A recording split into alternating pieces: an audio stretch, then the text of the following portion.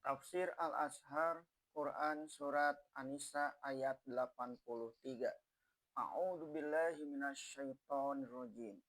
Wa iza ja'ahum amrun minal amni awil khawfi adza'u bihi walau radduhu ila rasuli wa ila ulil amri minhum la'alimahu alladhina yastambitunahu minhum walaula fadlullahi alaikum wa rahmatuhu lattaba'tumus syaitana illa qalilan.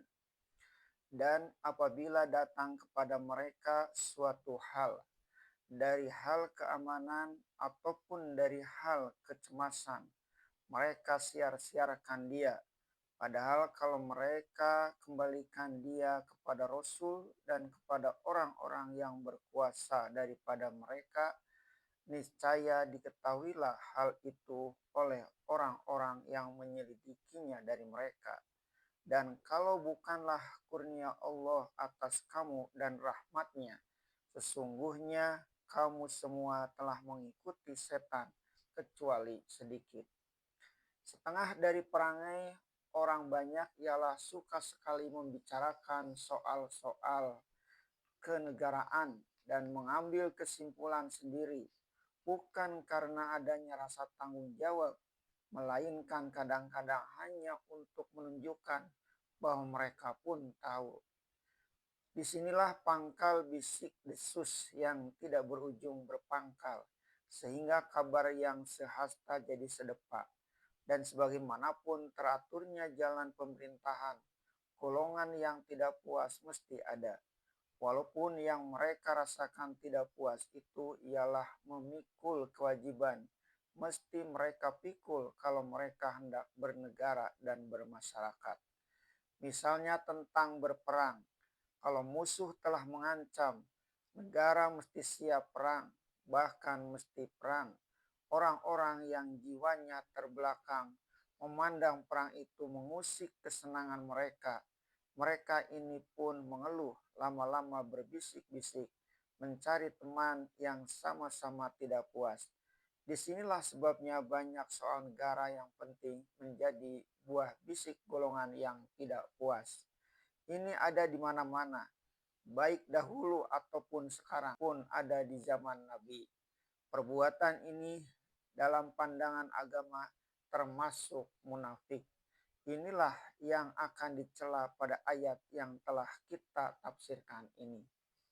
Dan apabila datang kepada mereka suatu hal dari hal keamanan ataupun dari hal kecemasan, mereka siar-siarkan dia. Selama 10 tahun Rasulullah SAW berada di Madinah, tidaklah sunyi-sunyi dari berita yang menyenangkan atau mencemaskan, sebab tidak henti-hentinya pergi berperang atau akan diserang musuh dari luar, seibarat suatu negeri yang dalam keadaan siap siaga.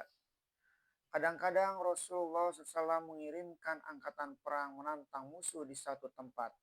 Kadang-kadang sebelum mereka kembali sudah sampai berita bahwa mereka akan pulang membawa kemenangan yang besar dan rampasan yang banyak. Ini pun namanya kabar keamanan yang menimbulkan gembira. Kadang-kadang datang pula kabar yang mencemaskan, misalnya bahwa kaum Quraisy telah berangkat dari Mekah dengan pimpinan Abu Sufyan. Sekian banyak jumlah orangnya. Mereka akan menyerbu Madinah, atau orang Rom telah sampai ke perbatasan dengan satu angkatan perang besar. Orang banyak di mana-mana suka sehati menyebarkan kabar-kabar begini. Karena tidak ada tanggung jawab, bisa saja dilebih-lebihi. Padahal penyebaran kabar berantai sebagaimana demikian, baik kabar yang menyenangkan atau kabar aman, ataupun kabar yang mencemaskan. Keduanya itu tidak ada faedahnya. Kabar aman bisa saja menimbulkan pengharapan yang berlebih-lebihan. Bisa pula menimbulkan gelisah pihak musuh munafik yang ada dalam kota Madinah. Apatah lagi kalau kemudian ternyata bahwa kabar itu hanya bohong belaka niscaya kepercayaan orang kepada Rasul akan berkurang. Sebaliknya, kalau tersiar kabar yang mencemaskan, niscaya pihak munafik yang ada dalam kota akan sangat gembira mendengar berita itu, yang menimbulkan dendam dalam hati orang yang telah beriman. Maka pada pangkal ayat ini tegaslah dicela penyebar-nyebar kabar berita beranting itu. Sebab satu berita yang demikian bentuknya lebih banyak dilebih-lebihi dan tidak bisa dipertanggungjawabkan. Padahal kalau mereka kembalikan dia kepada Rasul dan kepada orang-orang yang berkuasa daripada mereka, niscaya diketahuilah akan hal itu oleh orang yang menyelidikinya dari mereka.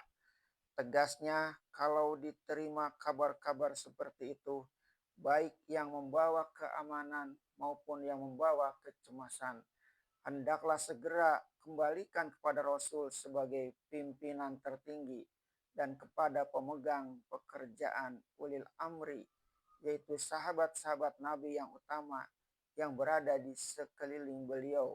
Artinya lekas laporkan. Jangan dibawa dahulu ke pasar untuk disiar-siarkan dengan tidak bertanggung jawab.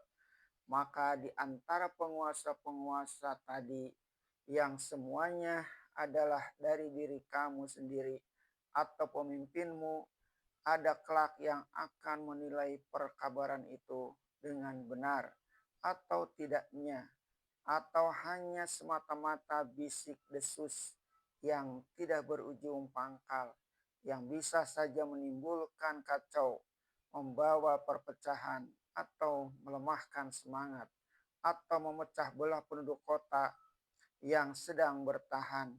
Dalam kata sekarang, kabar itu akan dicek kebenarannya.